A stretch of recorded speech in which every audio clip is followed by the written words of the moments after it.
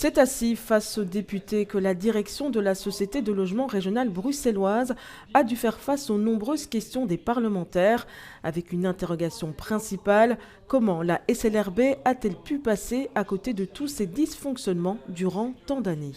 Elle a peut-être négligé certains paramètres de contrôle. Elle aurait pu mieux contrôler, mieux voir. Il y a un arsenal de personnes qui ont été engagées, des recommandations qui ont été faites entre 2021 et 2025. Et la situation est encore plus grave en 2025 qu'en 2021, alors qu'on avait une série de recommandations et un paquet de personnel qui a été engagé. Entre 2021 et 2024, 2 audits ont pourtant été réalisés, mais ce n'est seulement qu'au second audit que la SLRB juge la situation dramatique. C'est à partir de 2024 qu'ils ont remarqué que tout s'est empiré. Sur le plan de la governance, sur le plan de la gestion des dossiers, du personnel. Vu le niveau d'information et vu surtout les agissements qui sont révélés par le reportage Panot, dans l'état actuel des choses, je ne pense pas qu'on aurait pu intervenir plus tôt. Est-ce qu'à l'avenir, avec les recommandations, on pourra le faire? On peut l'espérer.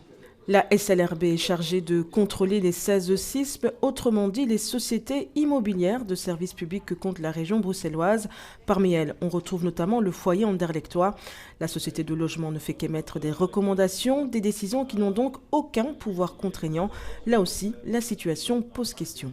C'est du n'importe quoi. Je veux dire que soit on donne des moyens et alors elles sont contraignantes, soit on ne donne pas de moyens, alors ils font ce qu'ils veulent, soit on donne une carte blanche, on dit on vous donne quelques conseils, mais si vous les faites, tant mieux, si vous ne les faites pas, c'est pas grave. Excusez-moi, c'est les deniers publics, il faut arrêter de jouer avec les deniers publics. Les auditions au Parlement sont loin d'être terminées. Ce mercredi, Safwan Akremi est attendu devant cette même commission. L'ancien président de la Société bruxelloise du logement est lui aussi intervenu dans l'attribution de logements sociaux à Anderlecht.